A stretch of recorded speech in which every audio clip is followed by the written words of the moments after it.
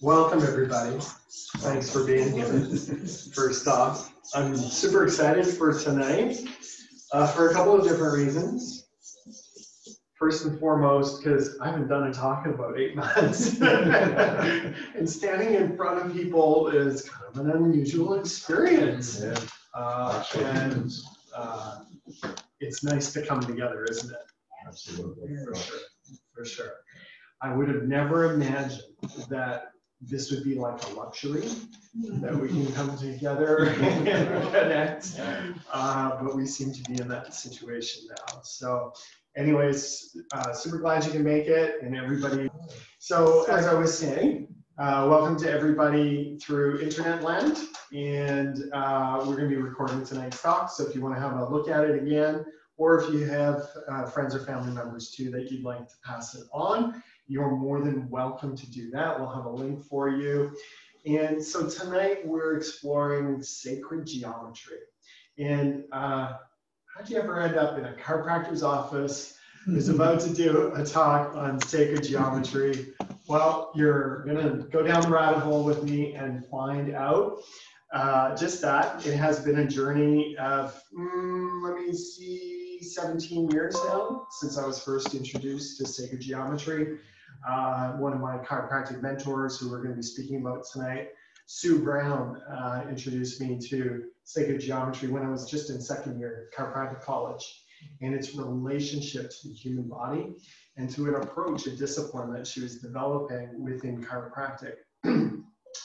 As I was preparing for tonight's talk, I was thinking to myself about just how important it is right now on planet Earth to be connected to principles such as we're talking about tonight, okay? And why I say that is because going through tonight's talk, you're gonna see without any sort of doubt just how connected we are, okay? How universal we are, meaning that we are one and the same, and we reflect the image of God, meaning we show up in nature all around us, right?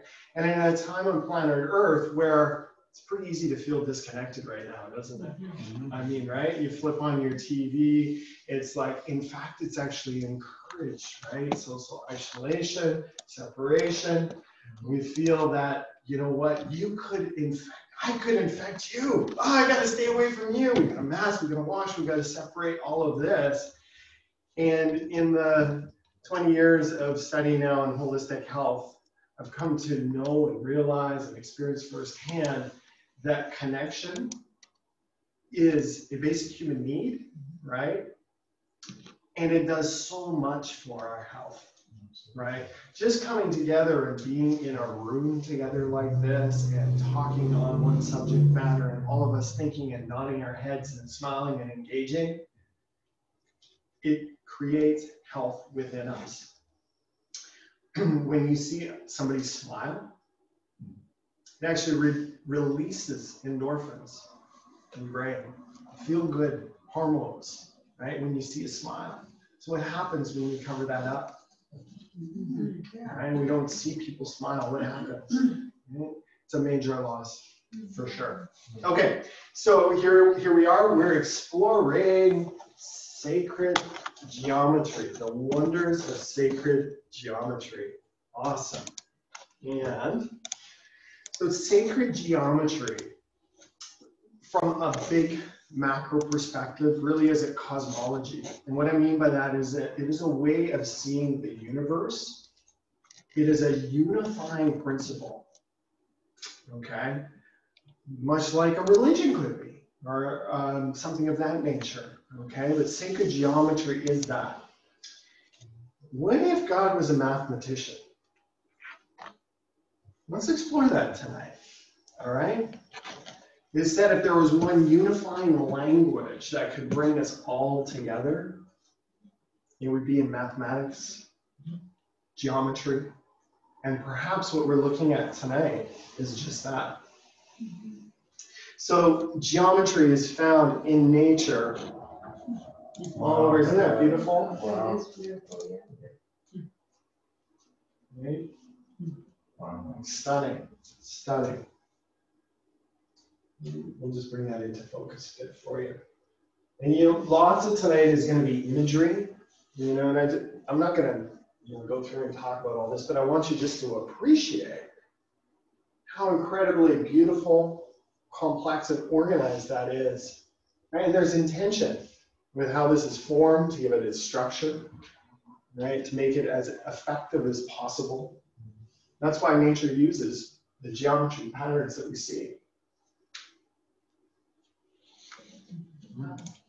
Right? This here, is this a pine cone? Or is that the pineal gland? Yeah, exactly. Right? Maybe your pineapple. Here's your sunflower. Right? Beautiful. You can see the golden spiral, right? If you count the seeds out, you'll get the Fibonacci sequence. Wow. Okay, we're going to be talking quite a bit about the Fibonacci sequence tonight. You can see it's just stunning, eh?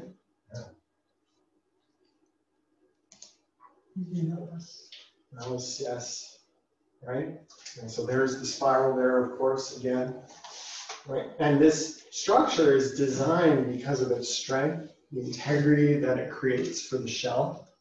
And for the plant as well, it's shown that it's actually the most efficient, that spiral, in collecting water and bringing water to the root structure.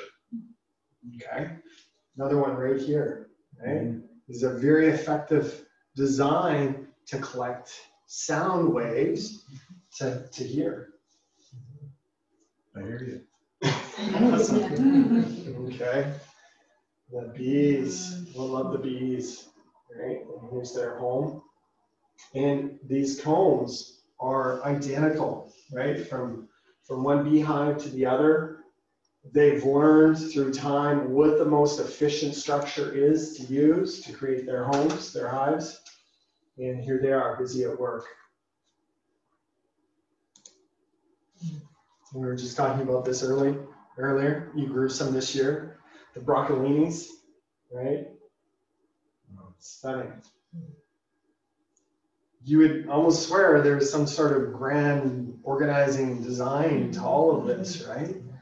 And you might call that God, or if you're dyslexic, you can call it dog, or nature, or whatever you may choose. But what's important to recognize here, there is intelligence behind this, right? There is an organizing intelligence that gives this life, that tells this tiny little seed to grow up to create these intricate patterns.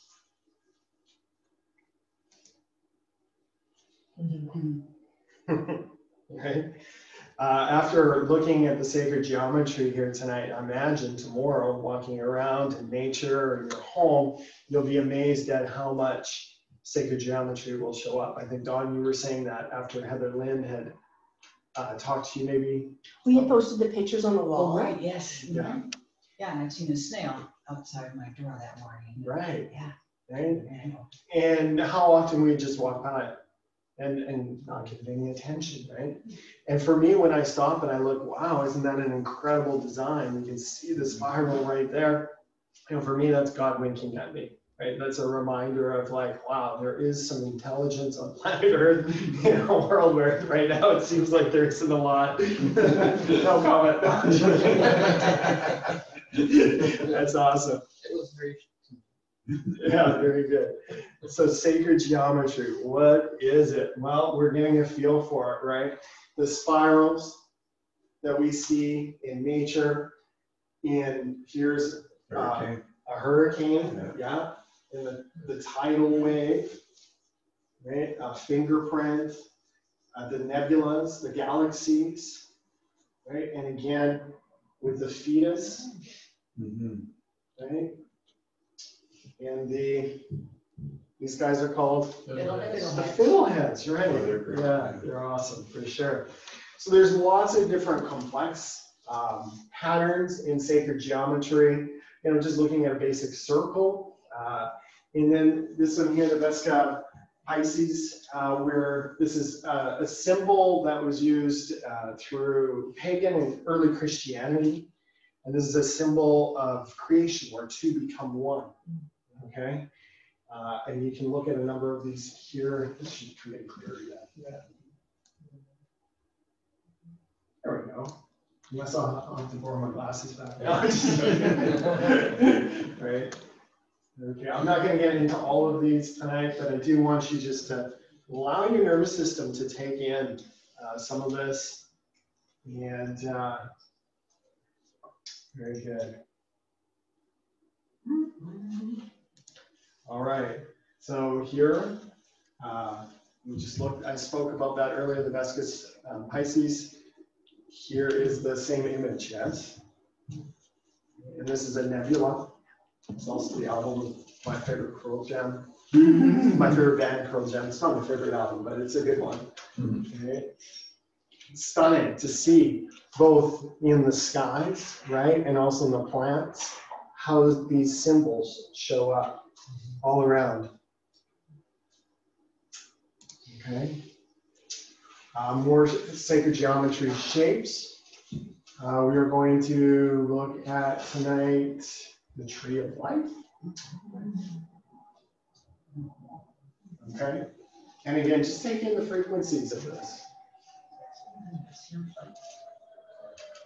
Okay, and the quote at the top, who'd like to read that? You able to read that? To find the secrets of the universe, think in terms of energy, frequency, vibration, and vibration. Yeah, Nikola Tesla. To find the secrets of the universe, think in terms of energy, Free energy. frequency, and vibration. Yeah. Right? Do you feel the vibration here? The frequency. A lot of this is not things that we can articulate with words, but we can feel, right? Energetically feel it. You look at it, it's like, whoa, right? You can meditate with these images. Right? You can use it as a contemplation, as a focus. All right. And so this, I'm going to bring this up. Just an exploration of symmetrics. Don, you're familiar with this. Oh, maybe I'm not. Too many tabs open. Yes. Just kidding, I'm joking. All right, so we're going to, and Heather, Lynn, and I need to do this at the exact same time. Okay. And so,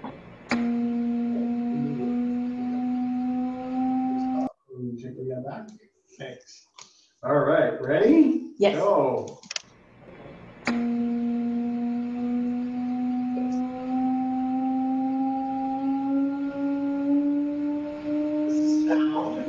Right off the plate.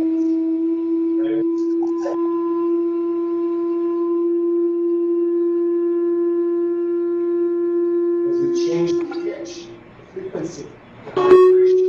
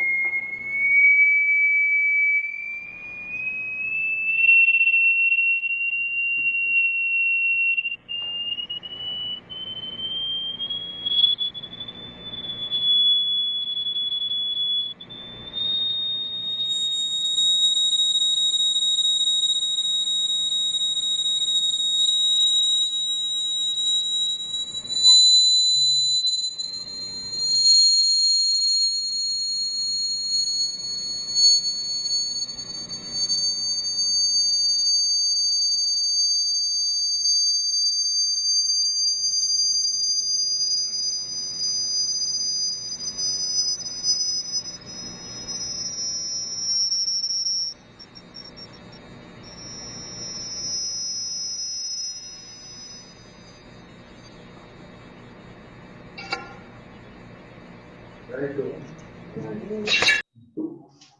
Yeah. Oh, So it's just sound frequency.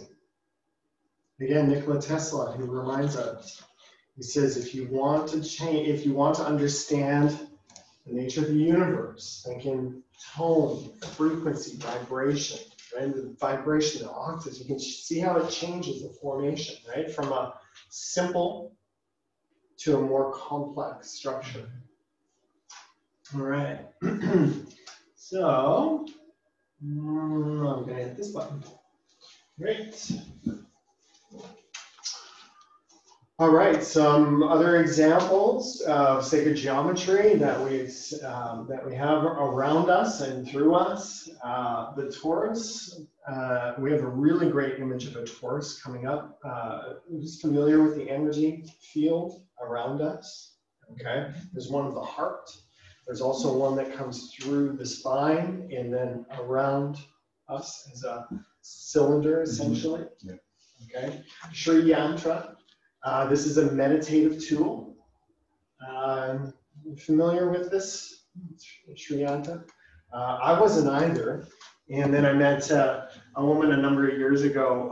Her name's Carol Feeney. She's no longer with us.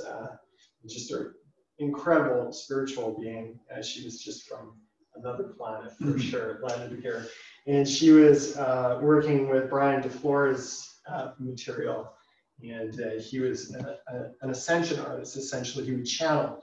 He was so cool, this man. He would put crayons in between his fingers and he would just channel. And these drawings that he'd come out with were just absolutely incredible. So that was Brian. Now, Gail, she'd come and she would present these images of Brian, and then she'd have people stand in front of it. And then she'd do light work like this over the person. It was really incredible. And I had an evening with Gail, which we worked with this, and we encoded this on the bottom, which is the Sri Yantra, which I didn't know at the time, really, the significance of it. But we took our time, her and I, in creating this. I drew it out.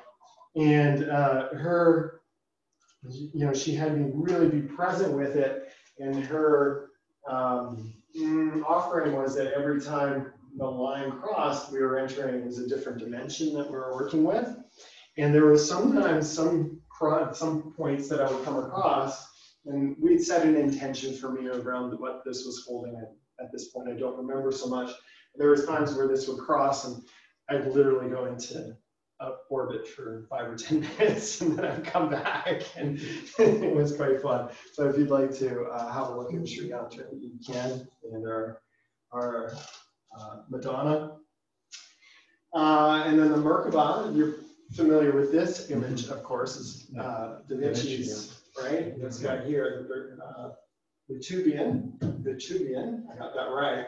And then there's the Merkaba here, which the Merkaba is essentially a three-dimensional triangle, right? That fits well within the structure. And then the aura. And these four, they all are really illustrating the same thing, but from different angles. Here's a better picture of the torus, the energy field. Okay, so here's the spine. This is why you guys get your spines checked regularly. That's the main conduit of energy. Now it flows and then around, right? So it's flowing through your spine and then around from here. And this is creating this torus, which is essentially a sphere of energy around you. So one of you at least has had the opportunity, I'll be right with you, doing stage 12 SRI. This happens big time. Okay, yeah, you were going to say? It's very interesting, those shapes, because that's very much the same as magnetic flux on a transformer, where the wires wander around a ferrite core. It's the same spherical energy field. Yeah. Wow. For the engineers in the house, yeah. Yeah. For sure. Right? You can measure that too, right? It's tangible, it's real. Oh yeah. Okay, so we're going to talk a bit about we're going to talk most tonight about the Fibonacci sequence.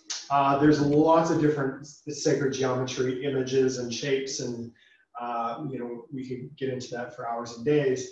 But we're going to spend a little bit more time about the Fibonacci sequence. Who here is not familiar with the Fibonacci sequence? Show of hands. Yeah, awesome, excellent.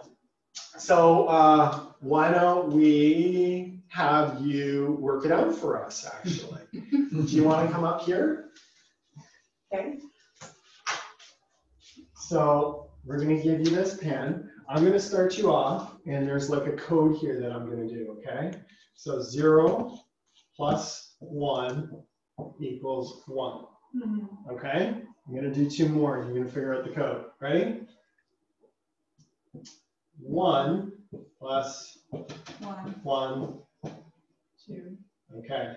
Down here? 2 Yeah. plus 2. Yeah. Oh. Oh, 1 equals 3. Yeah. Oh, I think I did that kind of, it should be, actually, I did that wrong. It should be this, but we'll get it right. 1 plus 2. So it would be 1 plus 2. Okay? So then it would be, 2 yeah. plus 3 Yeah. Equals. 5. Okay, keep going. So we want at least another like 4 rows of that, okay? So 3 Yeah. plus Yeah. 5. Yeah.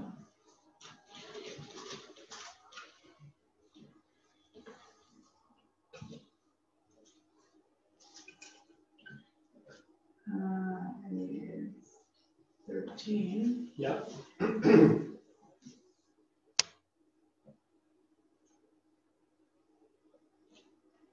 We'll do 1 more, okay? Is that 21? Yeah.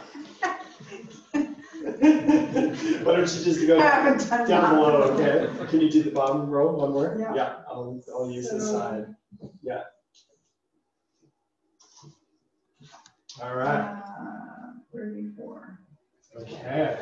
So this is a Fibonacci sequence. You've got the basics here. And this number, so the Fibonacci sequence is 1, 2, 3, 5, 8, 13, 21, 34. Capiche? Okay. The viewers We're at going home somewhere. can't really see that. Can you repeat it out how the Oh, adding okay. goes? So 0 plus 1 equals 1.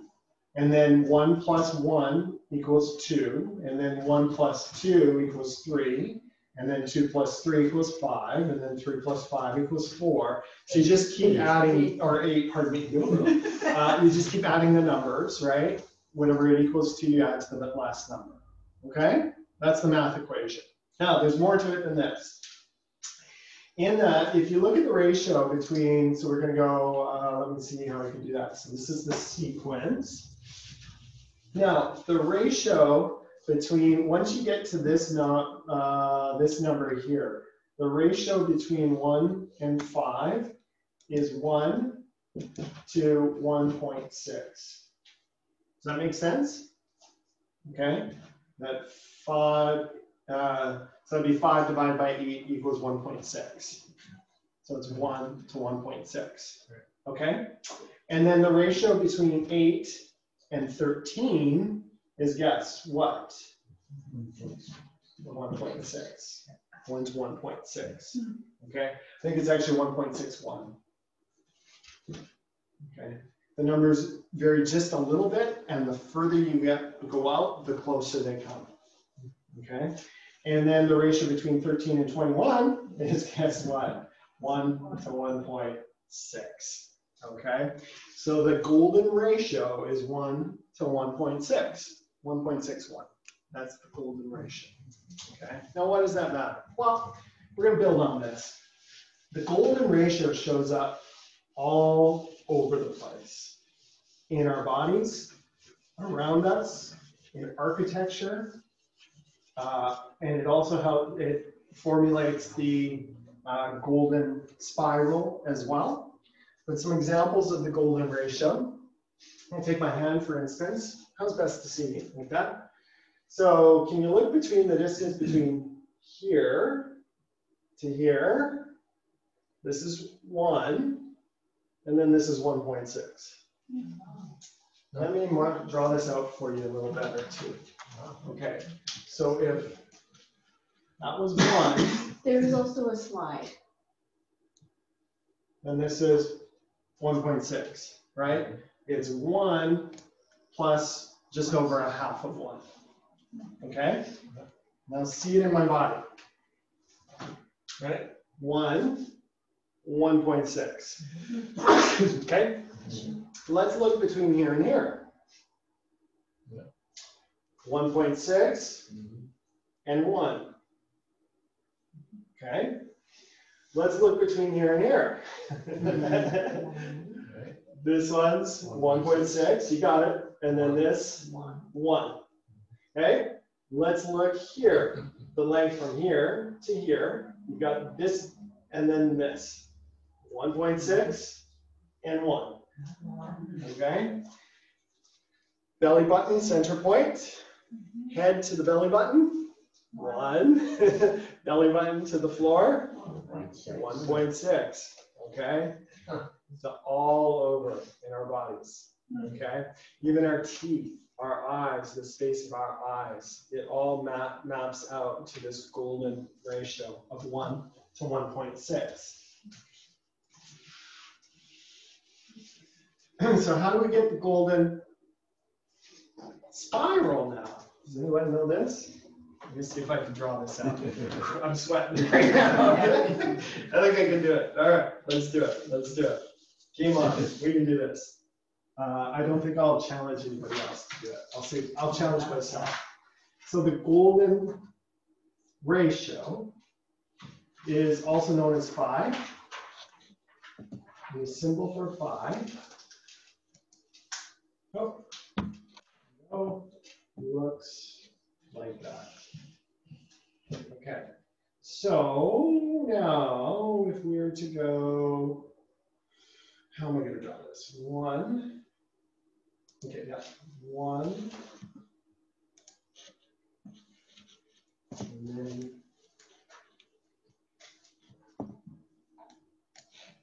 okay, so this is 1.6, and this is 1. You see that? Okay, that's a rectangle. All right, next step is going to be right here. Okay, so now this turns into 1, and then this is 1.6. Can you see that? Okay, close. We got it. Next one is going to be here. You see that? Okay, this one across here is now 1.6, and this is 1. Okay, next one is, oops, there. Okay, and that's 1, and then 1.6. With me? Okay, we're going to do one more. And that one lives right here. Okay, and again, that's 1, 1.6. Okay, so we've got that drawn. Next step. Yes, going from here to here to here to here.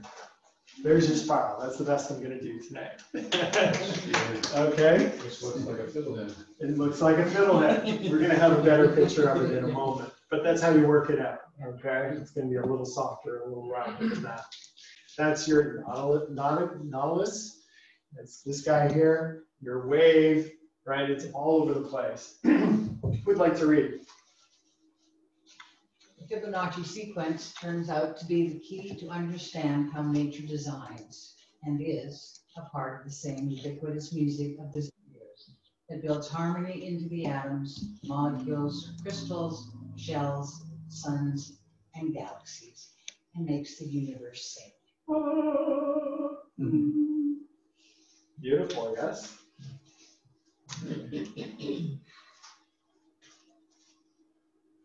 All right, so here's a more detailed explanation of the golden spiral. I'm not going to get into this too much, but it does touch on many aspects, past, present, future, and the eternal. The subconscious was present, our future, our vision, okay, envisioned self, to the eternal, our, what is true always for us. Okay. Wow.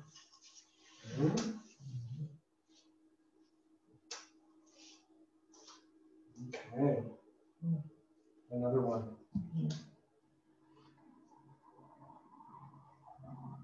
Who'd like to read this one?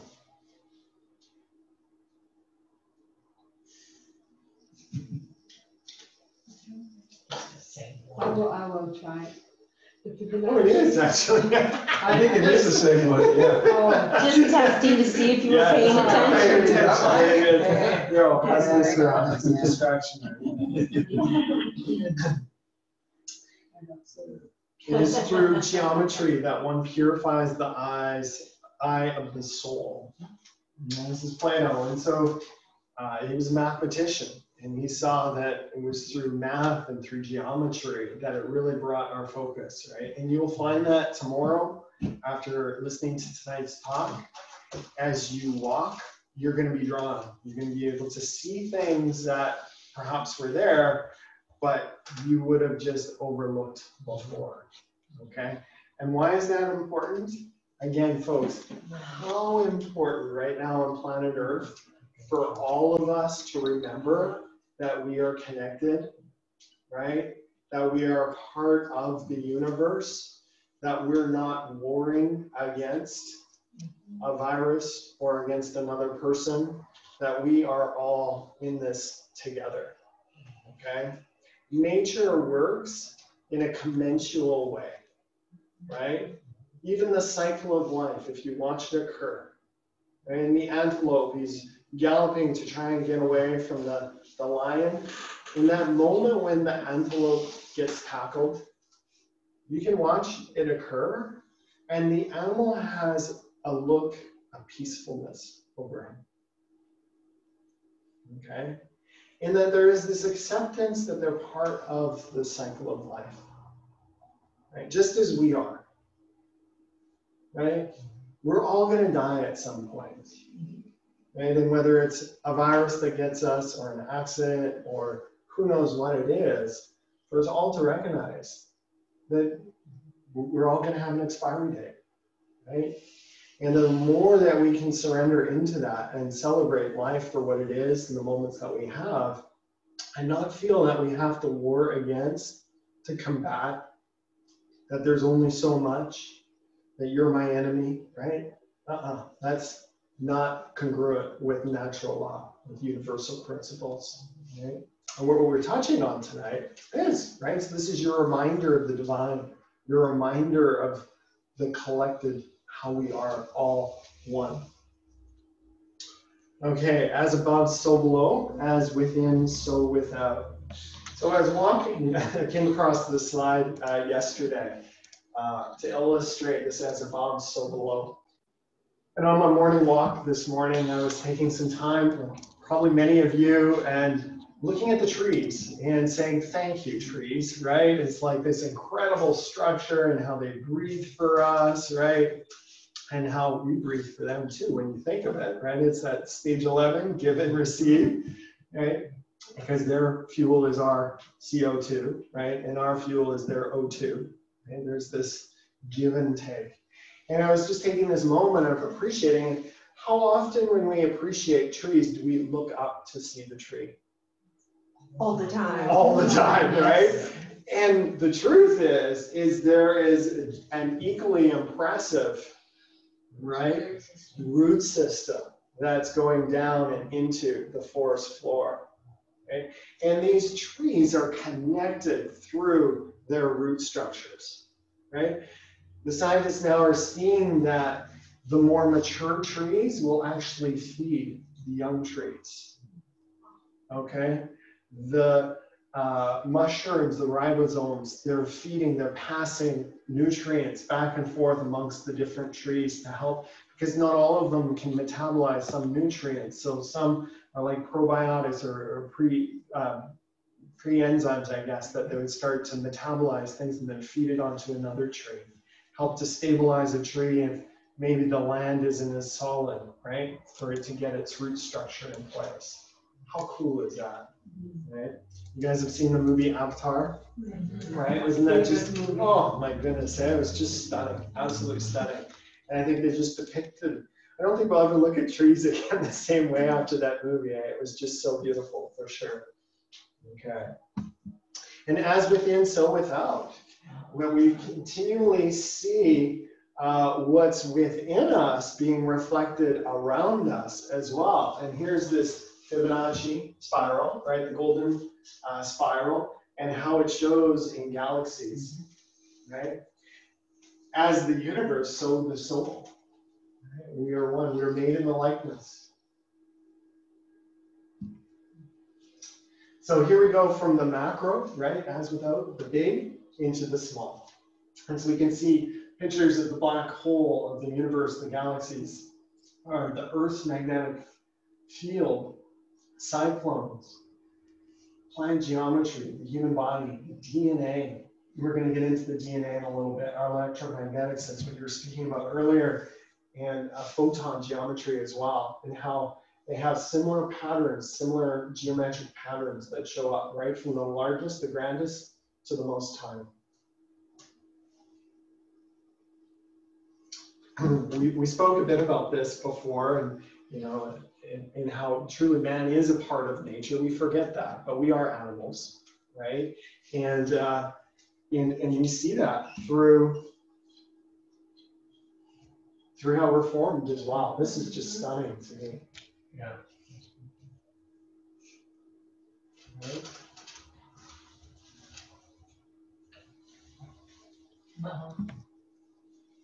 Yeah, that's cool. Right? When you truly understand the nervous system, you will realize it is who you are. It's your essence. It's what gives you consciousness. It's how you experience life, right? It's what communicates between the brain and the body and the body and the brain. And all the other organs are actually there to protect, to support, to move the nervous system around, to feed the nervous system, to protect it through the immune system. Okay, the nervous system really is, this is your essence, is your nervous system.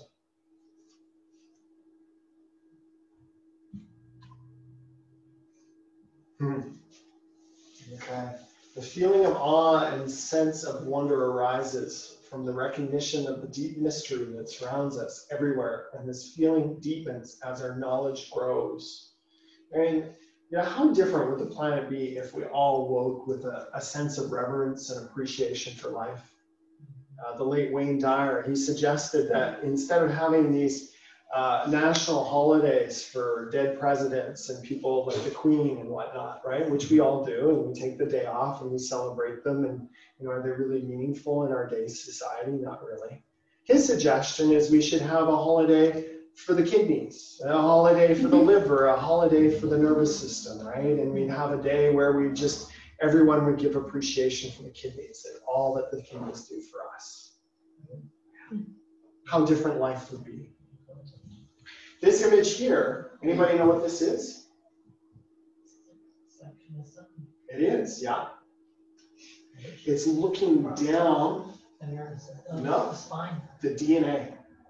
This is the electron micrograph of a picture of the DNA. Yeah. Wow. Isn't that stunning? So when people say we're beautiful on the inside and the outside, it's really true. Yeah.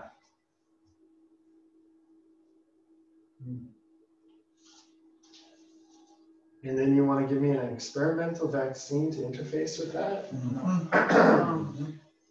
All right, so here's the Vetuvian Man and the Merkaba, as we spoke before, right? And how that relates through here. Here's the golden spiral again. As you cast your hand this way, you can see that image show up again. You're never going to look at this yourself the same way after tonight, are you? No. My goal's been achieved. This is what we were talking about earlier. They're using slightly different math, but it does break down to the same 1 to 1.6. Okay, you can see all the lips, the eyes, the spacing of the eyes, the ears. Okay, very good. We talked about that. The eyes, the ear again shows very nice, the spiral there. The cochlea, the inner ear. Right? These are very efficient structures. Okay, this is why we've been designed this way. It's for efficiency, right? This cochlea, the shell like this, is so the wave, what happens is the vibration of the sound comes in to the eardrum, right? Outer ear, which marks the separation between the outer ear and the inner ear. That's the eardrum. And the eardrum is an amplifier, right? So it amplifies the wave, the sound wave, into now a mechanical force through the fluids that actually come into the inner ear. And this comes through, and you know what a wave is like when it comes through maybe a constricting area, how the wave will get bigger because it gets smaller. You with me on that? Okay. Imagine what the wave would like, a wave as it curls around and gets smaller and smaller and smaller and smaller and smaller through here. Okay. That wave changes as it's coming through the cochlea. And that's where inside the cochlea is all the hair fibers that's picking up the vibration for different frequencies of sound. Okay. And all that's through this golden spiral. All right, and we see sacred geometry in our culture, in our art, and in our architecture. Have you seen this? Yeah, you recognize that. That's good, right? That's our backyard. This was actually Heather Lynn's birthday present one year. We built her a labyrinth. It was quite a task. And it has been walked by, I would estimate, well over 500 people. It has, I'll weird you out right now. We laid it down. When we laid it down, there's master crystals placed one here and right here. And there's copper wire all the way around linking those two master crystals. And it follows the path. It follows the path. So when you walk on it, you're actually activating the crystals and the copper wire, right? Wow. Yeah, now you know, right? Intention, right? You don't have to know those things. I don't have to advertise it, right? But I'll tell you, having that intention when we built it, right, makes so much difference. Right? There's so much in the ground there, and people feel that. When you stand on it, we'll catch people that will be standing right on top of the master crystal, and they're like, whoa, there's a hot spot here, right? We had they're not our cleaning ladies anymore, our cleaning people anymore, but they were for, it was been about 5 years, and they'd always come in on Sunday afternoons, evenings to clean our home. And after about 2 years of working with us, he said, Dr. Noam, I don't know what is so special about your place, but we always come in here at the end on our Sunday, and as soon as we come through the gates, we just feel so much better, he said, right? And that's the intention, the energy. I never came in to see me as a patient, right? I didn't talk to him about chiropractic. Didn't tell him there was copper wire underneath the labyrinth, but he could pick it up, right? He wasn't even really a spiritual person. It wasn't like, someone, oh, you got rose quartz back there.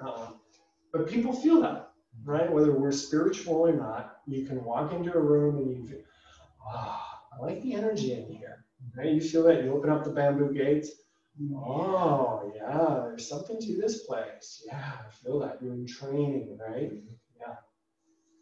Okay. Oh, and this is, you get a picture of our wedding day. How cool is this? All right.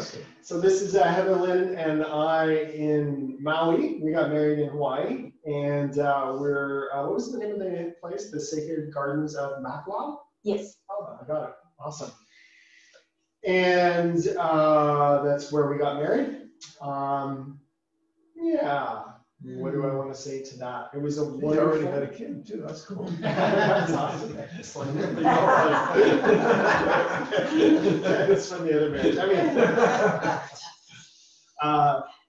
And the lady who married us, she was really a lovely person.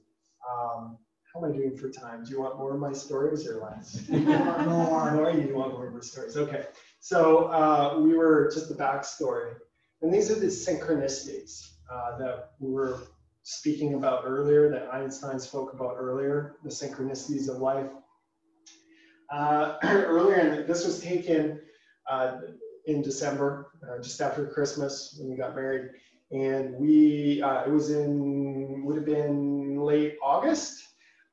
We were down camping at the campground, Living Forest, just south of town.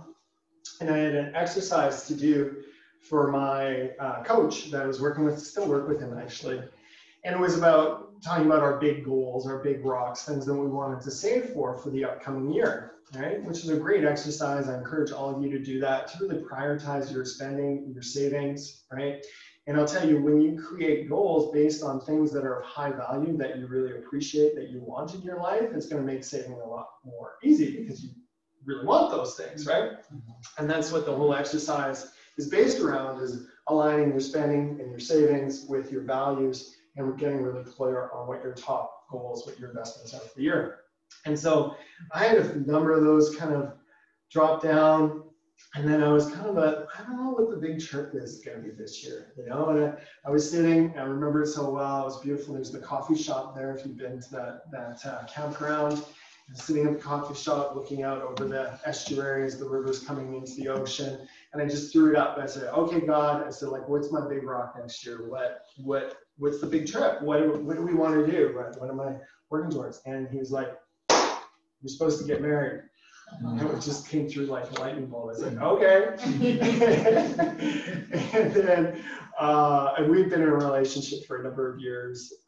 Actually, I think we were engaged at that point. We just hadn't created a wedding date and gone ahead with that part, which we stalled out of maybe a little bit. And anyway, so you're supposed to get married. Oh, okay.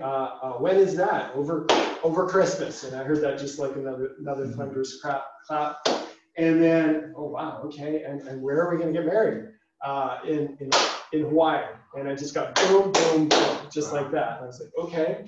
And I came back from my meditation and I sat down and I just like shared with my bride that in Netherlands, I just heard from God, we're supposed to get married in Maui over Christmas. I'm there. Right? It's like, oh, okay. And that sounded like a lot because we were like late summer, right? And this was in December that we were talking. And Heather was like, wow, okay, well, that was a lot, you know? And she's like, kind of okay. And kind of thinking about it. Not thinking about it whether we should or not, but just like maybe a little overwhelmed, and there's a lot of planning to do and all that stuff. So I set a challenge. Go ahead. It's okay. I just wanted to say I want to set the challenge. So you're remembering. Not mine. And if you'd like to tell everybody yours, you're welcome to. I'm going to tell you what I remember. Maybe that's accurate with what you remember or not. But the way I remember it, yeah, we were like, well, maybe we shouldn't. And then we said, well, we'll know if it's meant to be, we're going to be led to the person, the place to get married, right? We're going to just be led. Because we're like, holy cow, Hawaii during Christmas. Mm-hmm. And then Heather, I remember it now, she's feeding me the information. She said, the challenge was if we find a labyrinth on Maui, then we'll go ahead and get married. We'll take that as a sign, was the comment. That was a clear green light for me. That was the green light. I do remember. Those things that are really important, yeah. So, okay.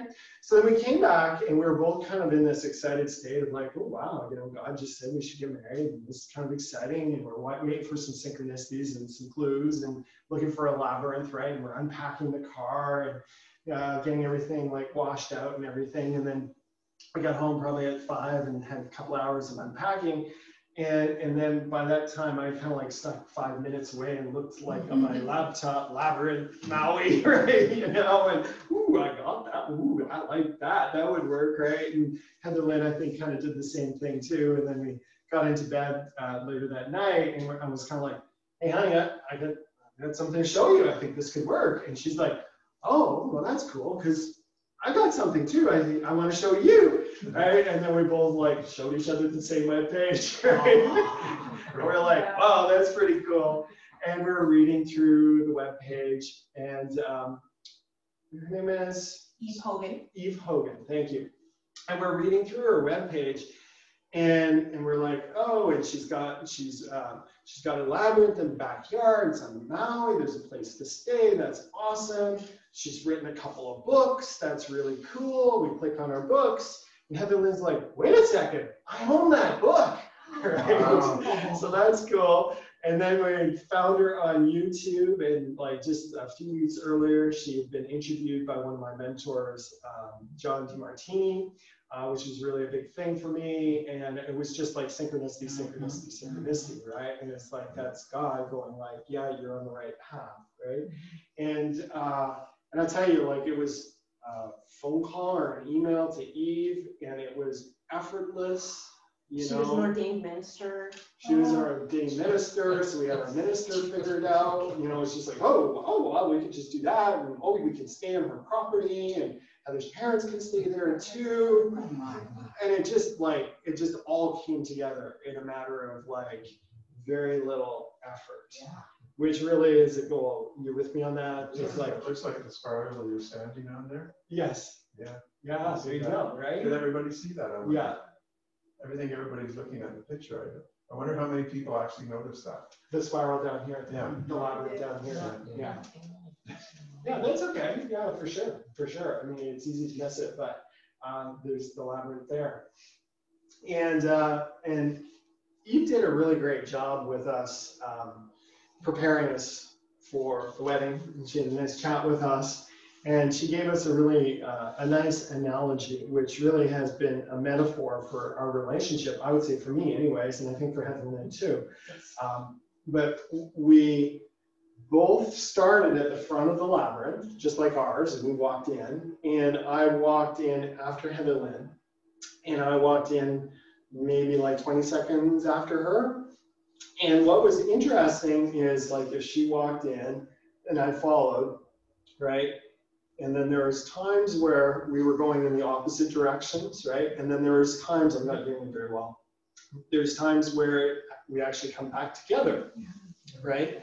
And Eve's analogy is that the labyrinth is a great analogy for couplehood, in that there are times where you feel like you're walking alongside each other, right? And there were times when we were walking in the labyrinth that we were walking alongside each other. We might have been one row off, right? But we were right there. We didn't even hold hands, and we're there. And then there was other times where, oh, she's going the other way, right? And it'd be easy to say, oh, she's going the wrong way, or I'm losing her, right? Or it looks like I'm leaving, or something of that nature. And there has been those times in our relationship where it feels like we're growing apart. And her message was just to trust the path and to walk the path of the labyrinth, and the labyrinth will bring you home, right? And this is the labyrinth that you walk in the back when you just walk it yourself. You know, you can walk it in couplehood if you like. It's a beautiful exercise to do. But you can walk it yourself as well. And, you know, the main thrust of the labyrinth is it's different than a maze, where a maze is based more in trickery and witchcraft, where there's dead ends, right? Where you can get lost in it, you don't know how to get out, all that jazz. Labyrinths are not that, right? Labyrinths, you just keep walking, right? And this is the analogy for life. It's like there are no wrong turns in life, right? Life is about experience. And if you just trust yourself and you just keep following your path, right, eventually it's going to bring you home. And there might be different lessons. There might be times where you feel a little further from your center. True. And that's part of the journey, right? And so when you do the labyrinth, you know, it's suggested that you walk with a contemplation, that you would start with a question, that perhaps something that you're wanting insight or clarity on, right? And you bring that into the labyrinth. And then the labyrinth walk is quite contemplative, that you'll take a couple of steps and contemplate. And you'll find, especially with all the energy grid that we got, you know, rigged up into this thing, you'll have different ideas pop in, right? And they're, oh, you see that? Okay, great, excellent.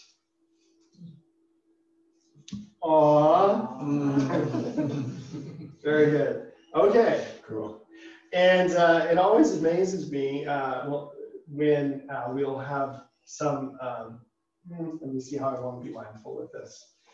There are some people who have religious viewpoints that are more dogmatic, if you will, right?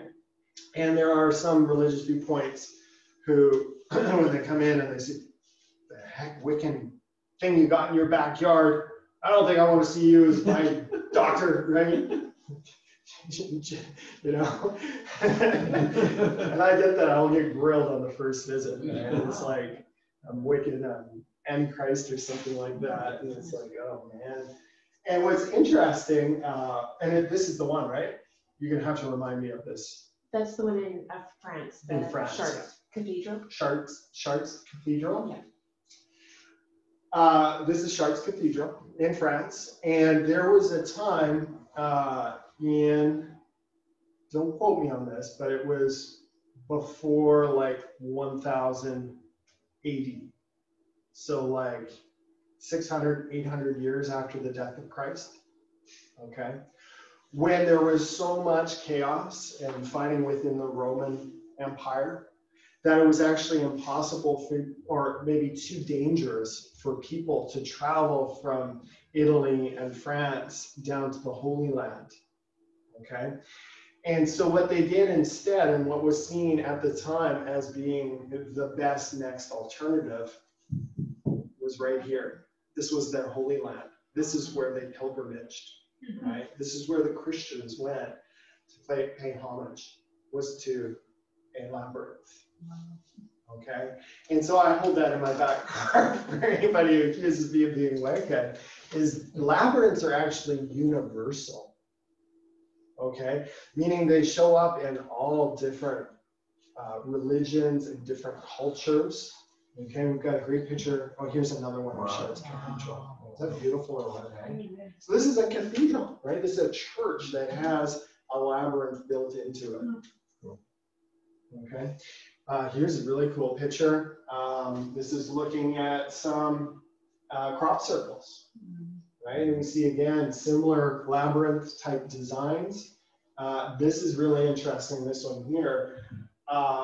This is looking at ancient rock carvings that predate well before we were connected, there was intercontinental travel. Okay, meaning that here you can see the similar in, look how close this is with this, right? They're the same image that was showing up on different continents before we were traveling between the continents, right? These are universal images, right? They are something that we all resonate with. They even show up in the crop circles.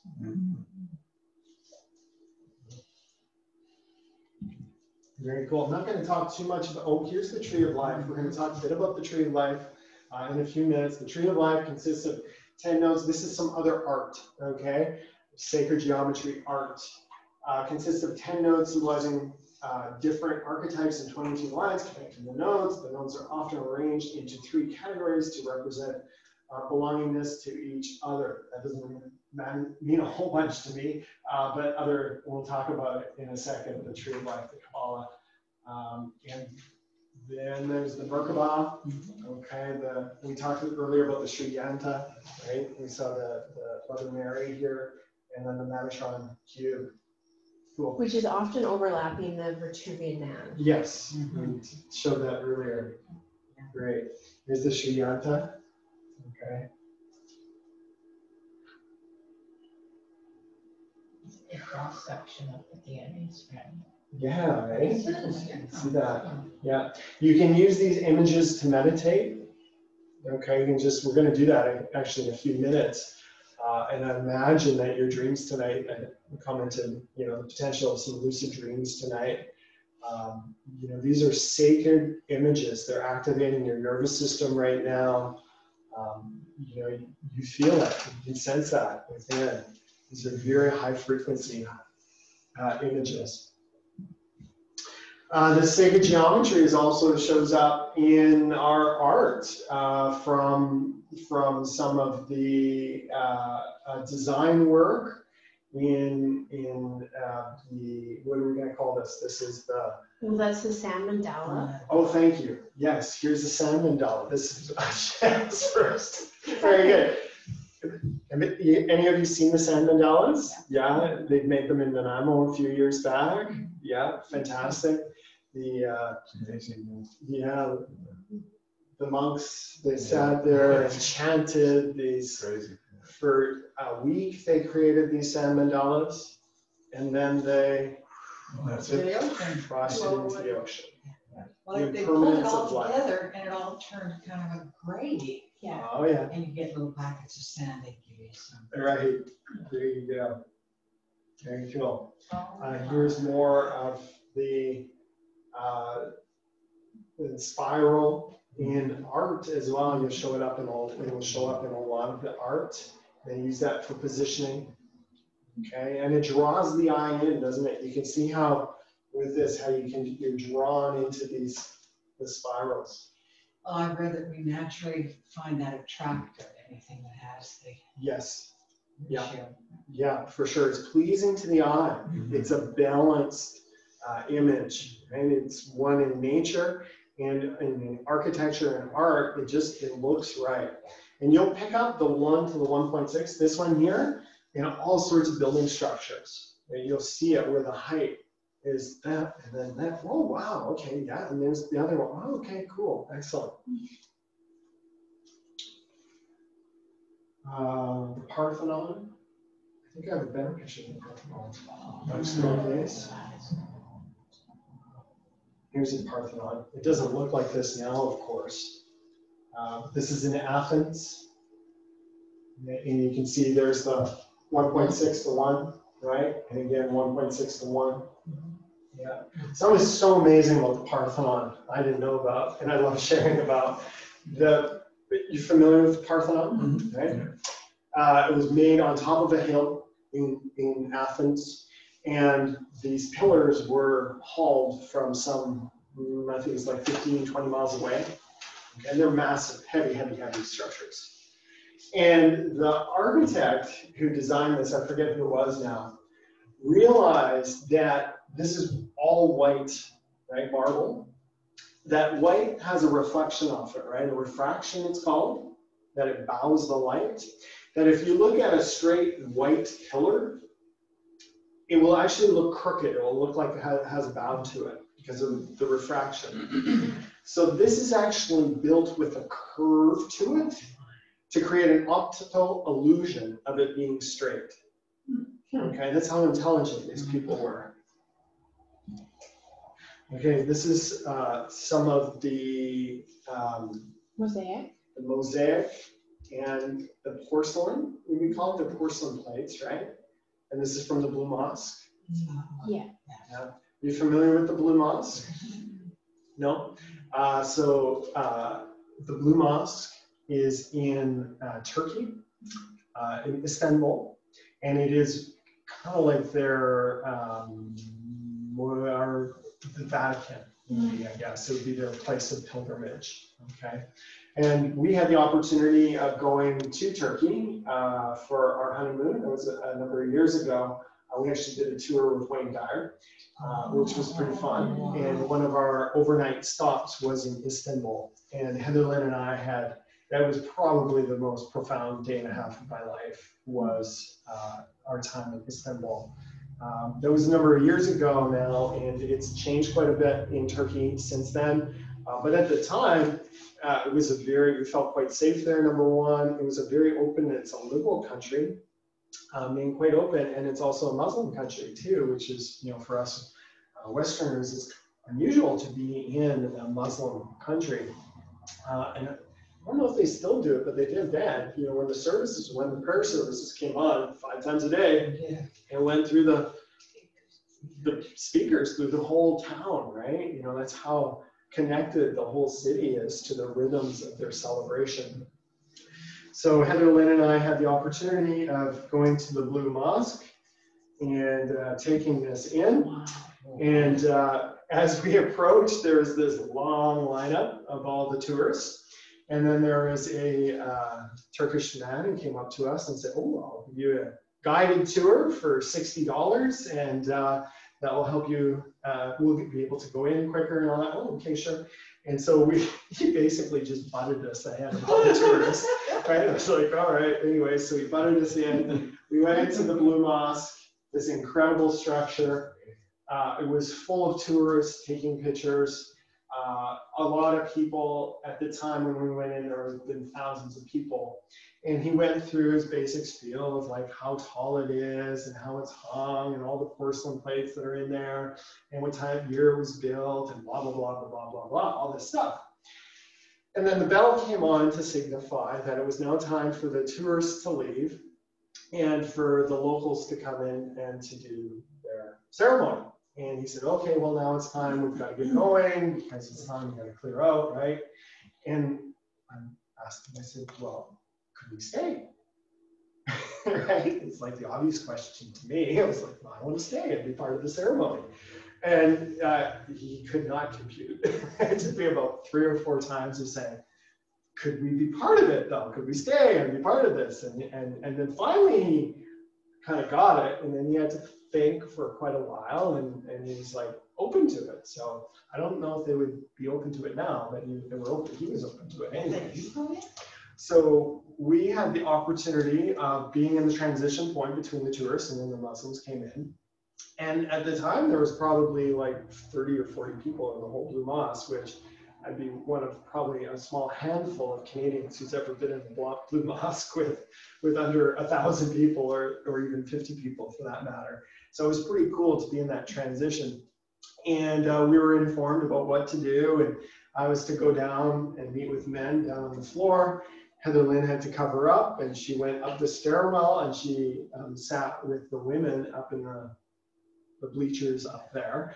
And then I sat down and I'm like, well, this is a new experience, right? Here we are. And, you know, it's a pretty formal ritual service that they go through.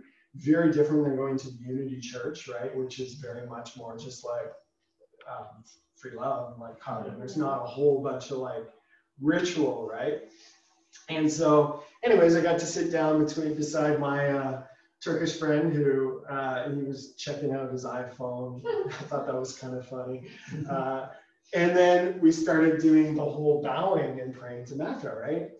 And I had no idea what was happening. I didn't know, I didn't get the like step 1, step 2, step 3 at the door, but I just completely surrendered myself and went with the community. And it was an entrainment type process where it just happened. And I just knew what to do. And it wasn't awkward, it wasn't tough, I wasn't in my head. I was just in this flow state of just following. And again, these are innate movement patterns, these are innate chants, these are innate universal images that we're giving you here. It's not, right? This is like cellular within. And so I just went through the whole process and bowing and getting on my knees and then coming back up. And this went on for quite a while. It was quite a long service, actually. Heather Lynn had a very different perspective of it, of course. She was sitting up top watching this all happen. And you're welcome to share your experience.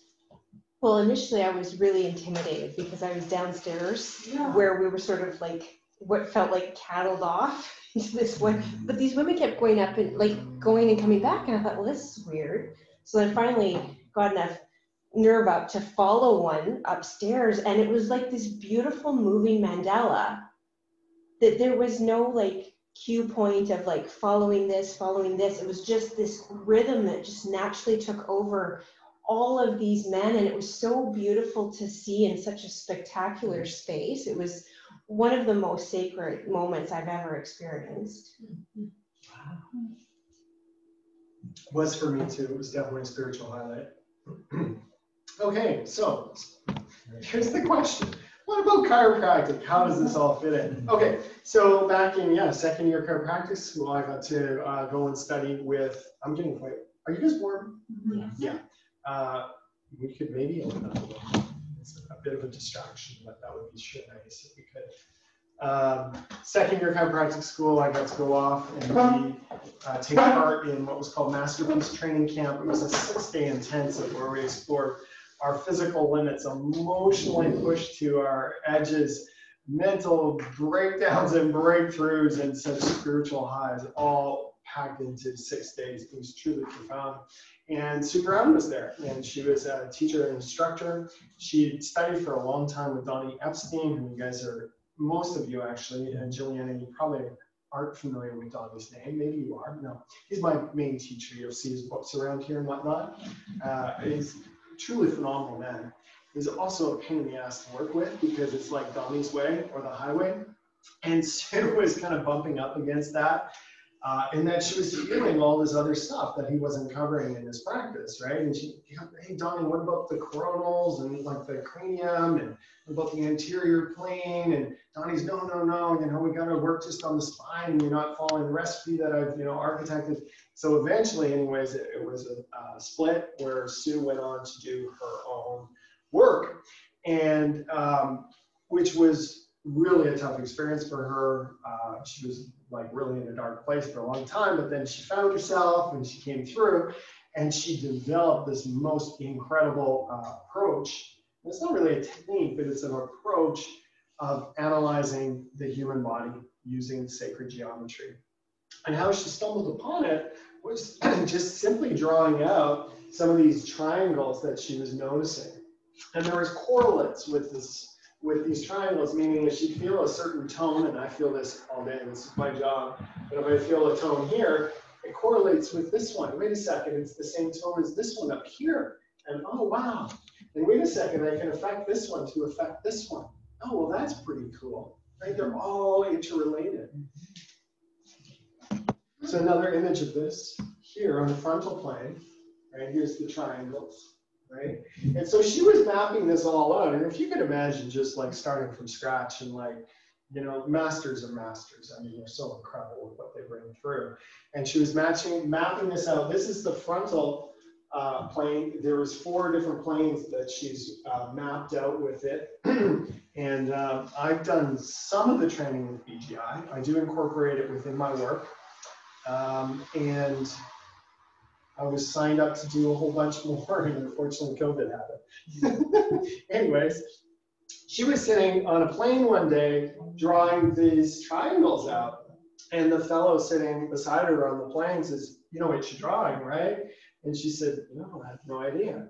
She says, well, you're drawing the tree of life. This is the Kabbalah, right? And you can see the similarities here between this and this, yes? Mm-hmm. How cool is that? All right. Sacred geometry through conscious psychedelics, DMT, ayahuasca, and LSD. Well, there's a topic we're going to throw in just now.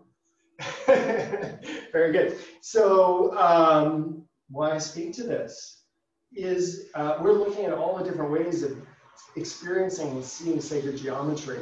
And when you came in, if you appreciated the video that was being played on the screen, the video was created by somebody who had done DMT, which is known as the spirit molecule. And it was his closeness of his recreation of what he'd experienced through the drug, okay? I'm not promoting DMT or ayahuasca or LSD here. I am suggesting, though, that they are doorways to what is available, okay? And for me, I ask the question, if we have, and what these, and ayahuasca and LSD as well, they activate certain neurochemistry, neuropeptides in our brain that allows us to see these geometric patterns happening both within us and around us as well. It's very quite sensational. I've had personal experience with LSD, so yes. Have you? Yeah, for sure. I remember concave mirror effect and stuff like that. Yeah. I mean, I was scaring the heck out of me when I was 15, 16 years old, but yeah, but I do remember all the effects and stuff. Very cool. So here's the question though. If our brain has the receptor sites for these molecules, then it would make sense that we can create this naturally. Mm-hmm. Yes? Mm-hmm. Right? And that's what we're going to explore next, actually. We're going to explore natural ways of activating the neurochemistry, the neuropeptides in your brain You up for that? Mhm. We don't have to do DMT or ayahuasca or LSD tonight. We can just do some breath work. You open to that? Okay, very good. Excellent. So, here's Plato who says, in every person there is an eye of the soul far more precious than 10,000 physical eyes, for by it alone is truth seen. And of course, he's referencing the pineal gland, for sure. Here's the pineal gland, right? And the pineal gland is this tiny, tiny, tiny, tiny little, it's like that big, okay? And it sits in the most interesting place, right up at the top and through here. And what I'm going to show you in a few minutes is a way to activate the pineal gland, okay? And you can do this through what's called, sorry, I'm missing it first. It's through a mechanical force, so through physical force of drawing your cerebral spinal fluid. Are you familiar with your cerebral spinal fluid? Okay. The cerebral spinal fluid is what nourishes your nervous system, your brain and your spinal cord. There are no blood vessels in your brain. There are blood vessels around your brain that diffuse nutrients through into the cerebral spinal fluid, but it's an extra barrier, okay? Because your blood actually isn't that clean. Your CSF, your cerebral spinal fluid, is very clean, okay? And you want to keep out every bacteria and virus you can out of your nervous system, right? And so that's a way of protecting. So there's this cerebral spinal fluid that floats up and down your spinal cord, okay? And when you're rocking and moving your spine through network care, you are moving the cerebral spinal fluid, okay? And that's what's nourishing, it's bathing your spine, your nervous system, and your spinal cord and your brain as well. Now, through specific practice and intent, what we can do is actually bring the cerebral spinal fluid up through the spinal cord, up into the midbrain, and through mechanical force, we can create a wave that will activate the pineal gland. Okay, and that pineal gland, through that mechanical force, it's called piezoelectric, where we change from physical force into a chemical release. And that's how we can activate the pineal gland. Okay, all right, excellent. Do we have anything else? Oh, here it is. That's a better picture of it, actually. Pineal gland right there. Okay, this is all your midbrain. There's a sinus in through here where there's lots of fluids. So there you go. Yeah. Okay, and that's the last slide of the night. So that brings us to what we're going to do to finish, which is our breath practice. You guys up for exploring this and activating some sacred geometry within? Oh, yeah. Yeah? And it may be available for you. It may not. Okay, let's explore though. After seeing all these great images, right?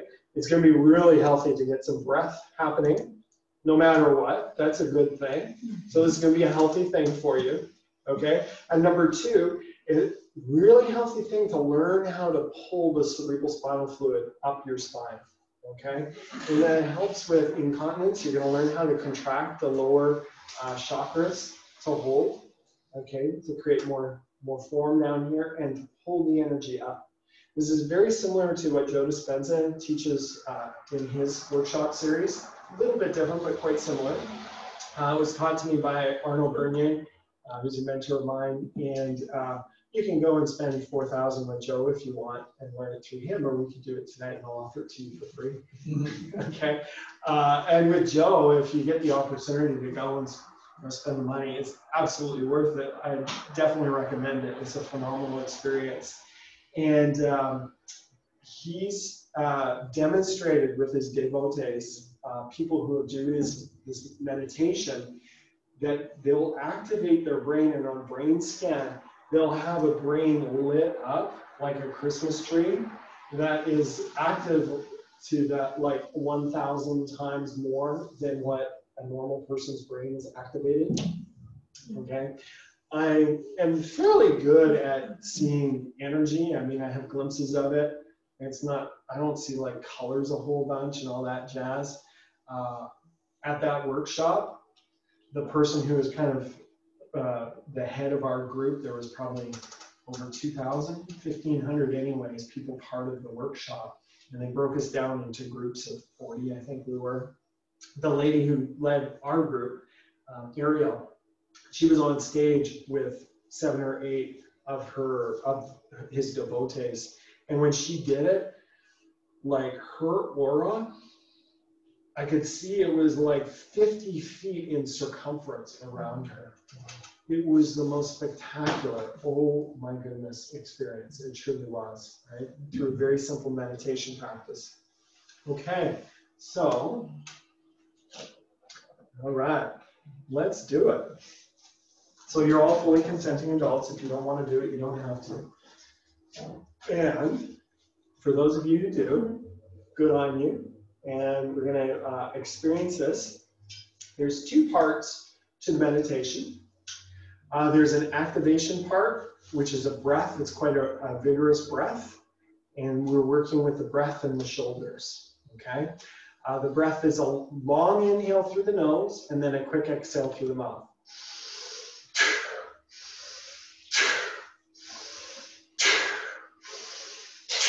Okay, that's the start. You got it? Awesome. You can feel for it if you want. Awesome. Good. Okay, so let's put step 1. The rhythm is a little different than in the SRI work that we do. Where the SRI work, often the rhythm changes and it builds as we do it. With this one, the rhythm stays the same. Okay, we're just going to find a nice rhythm. It works really well if we can all be together. If you're not into our rhythm, do your own rhythm, and it works quite well if we can all hold a rhythm. We'll really carry each other with it. And let me see what else I want to say. So that's step 1. We're going to go for quite a while. We're going to go probably longer than you would typically go by yourself. Like you might start to, oh boy, okay, I'm getting a little tired, getting a little dizzy. I feel really, whoa, this is a lot of breath. Okay, this is a lot of energy, and we're going to carry it. And then there's going to be a moment where I'm going to say, okay, now big inhale and hold. And you're going to hold it, okay? And what we're going to do is you're going to contract and you're going to pull the energy from the bottom up. And you're going to lift the energy to activate, to knock on the door of the pineal from the inside. Okay, this is you awakening you from the inside out, okay? So the way we pull it up the spine, we're going to contract lower chakra first. Okay, this is always a fun one to explain. But you're going to squeeze your anus, and you're going to squeeze if you're ever to stop the flow of urine too. Okay, you're just going to tighten up those muscles down there, which is a really good thing to practice. Women, yes, men too, right? We want to activate this area down here, prostate, keep it healthy. We want to stay calm through our whole life, right? Absolutely. So we want to activate those muscles. So then lower chakra, and then as we bring the energy up, you're going to tighten up lower abs through here, okay? And then as you pull the energy up, what you're going to do here is the energy comes up, shoulders are going to come back. We're going to lift the energy up, okay? So I'm pulling here, and now I'm lifting up through my fingertips. Chin's going to come back, so we're here. Okay, and then once we're here, then we're going to pulse, and pulse, and pulse, and pulse, and pulse. You got it? But you want to feel it once? Okay, we'll just do a couple of breaths, and then we'll pull the energy up. Okay, let's just get a basic feel. We're not going like 100% for it right now, but we'll just get a feel. Okay? Questions, thoughts, comments? Ready? Let's rock and roll.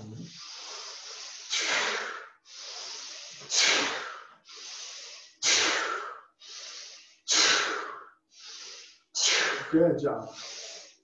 And inhale and hold. And then we're going to contract lower, okay? And then pull the energy up. Pull the energy up, shoulders back. Lift the hands up. Pull the energy through your fingertips. Keep everything contracted down below. And then we pulse. And pulse. And pulse. And pulse. Okay? You got a feel for it?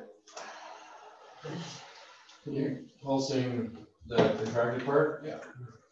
Okay, yeah, lower two chakras really, Okay. as you're pulling it up.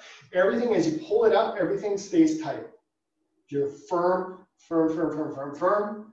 And then from there, then you pull it up, shoulders back, head back. This is an important one, okay? We tend to do this. How's the energy gonna flow up to your pineal? Ain't gonna happen. You gotta come up, open heart, shoulders back, lift through here. Pull the energy through your crown chakra, through the fingertips, right? Chin back, open through the heart, and then pulse, and pulse. Okay? Last one.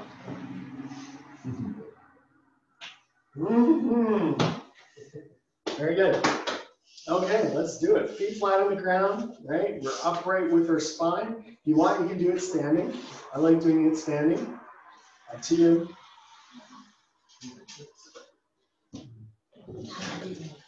All right. We're activating our pineal gland. We're going to experience some sacred geometry through releasing all these neuropeptides in our brain. How cool is that? Yeah. Woo! All right, yeah. All right. There we go. Right? Yes. There, buddy. Good job. All right. Perfect for today. Absolutely. Yeah, very good. Okay.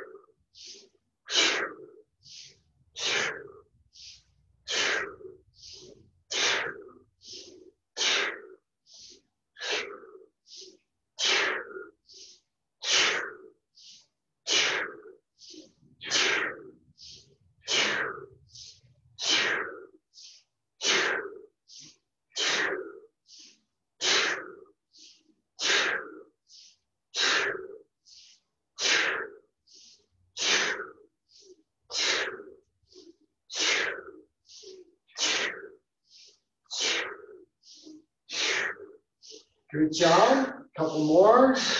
One more. Big inhale. Hold. Okay, squeeze the bottom. Pull the energy up. Midriff. Open through the heart. Hands come up. Shoulders back. Open through the heart. Head comes back. And pulse. Pulse. Pulse. Pulse. Focus on your pineal. Pulse. Pulse. Pulse, pulse, pulse, pulse, pulse.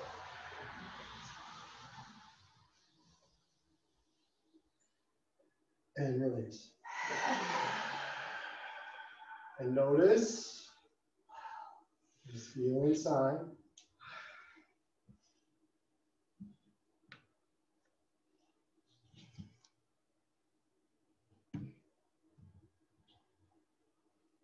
Very good, that's round one. Any questions? You're doing it. Yeah, hey, do you feel the burn? Yeah. You'll feel it tomorrow too. This is gonna be great for you, Rob. Awesome, for sure.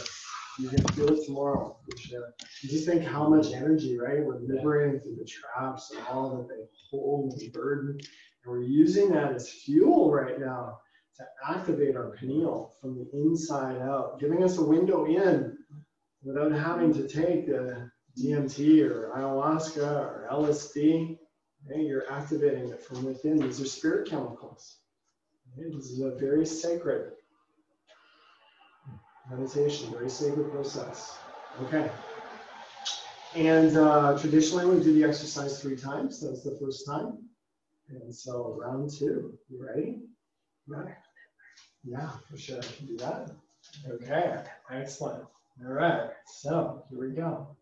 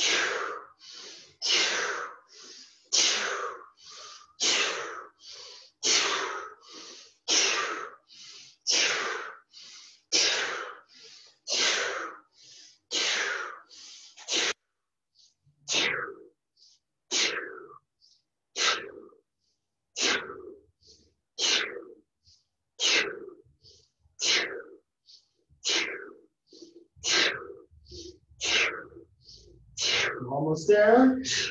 Keep going. Good job. Couple more. One more. Big inhale. And hold. Awesome. Contract. Lower chakra. Second chakra.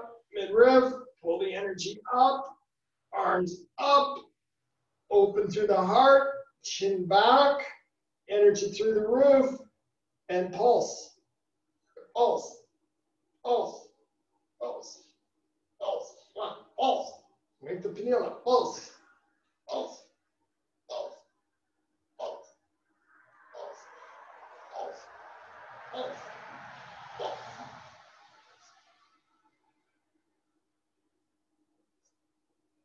And release. Woo. And hot in here. Woo. Notice. Yeah. Notice energy, sensations, perhaps some color. Stay focused on the pineal.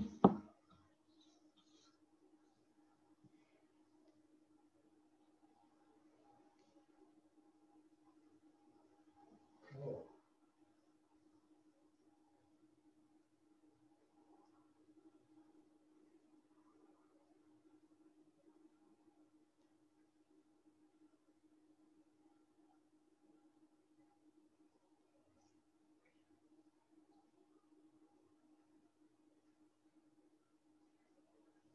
Very good. Okay. And let's really go for it this time. Okay, love yourself so much to really go for it. And you're going to go beyond your comfort zone, right? There's going to be a place where your ego says, no more. I'm going to faint. Too much. I'm hot. I'm tired. I'm dizzy. Norm's nuts. Why did I sign up for this? Right? And All of the above. all the energy is rising, right? And so for your ego, this is like scary as shit because reality is starting to soften. Hey, can you feel the room right now? Woo! Very on. First time I was exposed to this meditation was with Arno and his wife Jane, and we were in Tofino, and we're doing the walks in Tofino, and you know how beautiful they are, right? And how magical the forest is there. And we would stop in the middle of the walk and do this breathing exercise and activate, and then take in the trees. And it was just like, oh my goodness, they were just singing to us, just incredible, right? Bring this into nature, this exercise, for sure. Awesome. Okay. All right, souls, here we go. One more. All right, let's begin.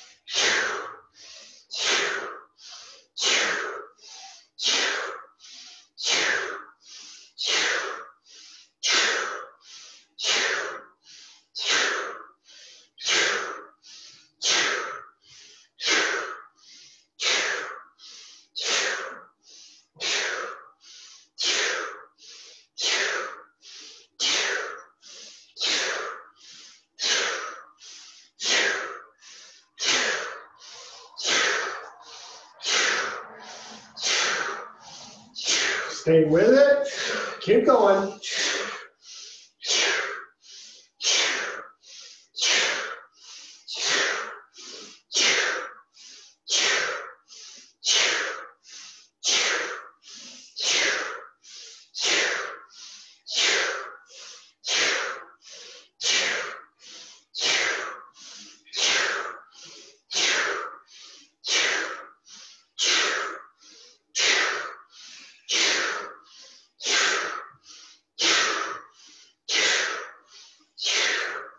Awesome work.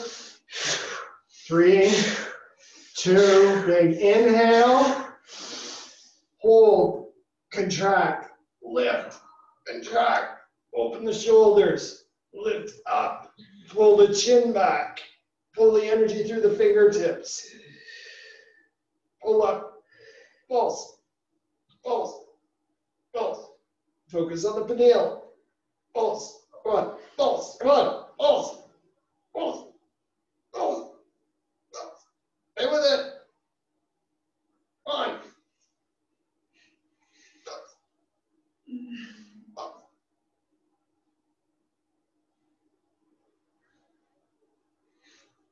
And release. Stay with the pineal.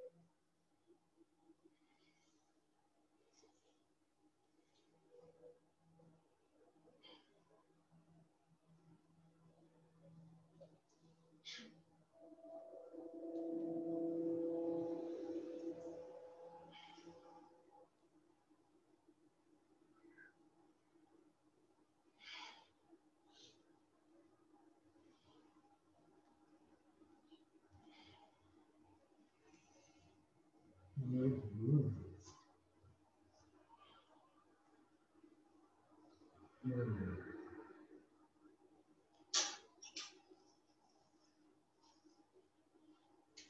we'll bring you back into community. And from, I'll start off by saying you each had your own experience. Some of them were profound and some maybe not so much. And I want you to know whatever happened for you was perfect. Right? This is definitely not a competition, right? And know that with what you did, you just absolutely refreshed your nervous system. You flooded your nervous system with the cerebral spinal fluid. You nourished it. You brought a lot of energy, mechanical force to your pineal, which gave it some stimulation. Our pineal gets very docile in our fluoride-ridden world, and blue lights and all that jazz. And this is a very, very healthy activity for you to do, okay? Whatever your experience was.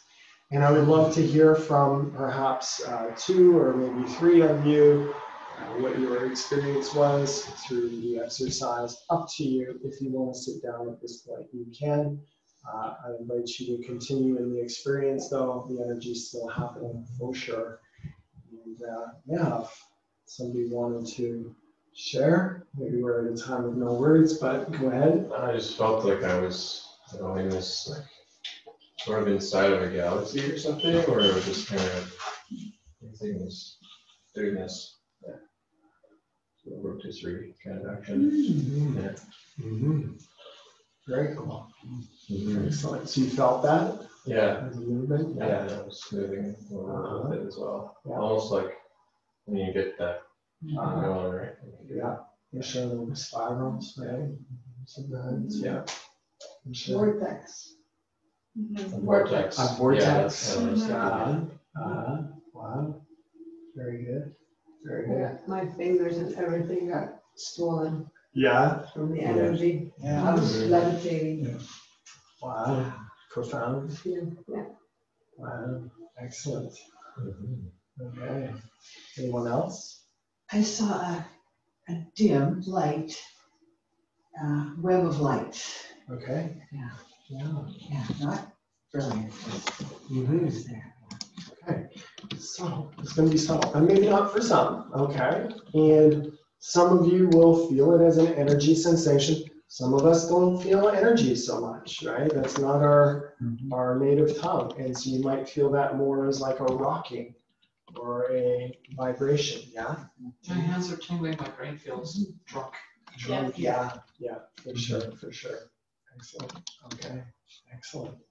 All right, so that's your journey through sacred geometry as it influences nature, the universe, you, right? And you experienced a real practical tool and a way of interfacing with your nervous system to activate it. Quite, what would we say, sensational can be, experiences. This is free. We're not going to charge you $52.50 for the meditation. You can take it home and use it. All right. That's honestly the best way you can thank me is through using it. And you can drop in and do this anytime, any place. If you're on a hike and you see a great vista, if you're on a rock and you really feel, wow, there's a vortex here. Oh my goodness, there's a vortex here. And I'm part of it. Wait a second, I have the vortex. Step back from Yeah. Very good, right? Energy is all around us, It's within us, and it is also all around us, and we can tap into that, right? Through intention, through breath, through movement, through chant, through sound, right? Very good. Kabbalah, tree of life. Cabal, not so tree of life. Kabbalah. Yeah, but cabal, not so tree of life. Right? Yeah. That's what I'm saying. That's kind of like the opposite. Yeah, no. Cabal, Kabbalah. Yeah. Kabbalah, I like. Cabal, not so much. No, yeah. Do you want to share this from the online community? Oh, yeah, sure. So Suzanne experienced a lot of warmth and she wants to try this out in nature with a big smiley face. Barbara says she felt very, very hot and tingly even through her third eye. Dennis shared that he didn't have any of the visuals, but definitely tingles, warm in the third eye, and he had a vision of someone that was really great. Cool, excellent. Well, thank you everybody at home for participating and being part of our experience tonight. That's awesome. And thank you all for showing up, whether you're in the virtual world or here in person. Really a pleasure to reconnect in community and to offer this. I'm like absolutely sweating right now. The energy is so rich in here. It's just phenomenal. And I was going to offer on the way out, maybe we can just be done with the video. Bye, everybody. Thanks Bye, for joining everyone. us. Yeah, I was just going to say on the way out,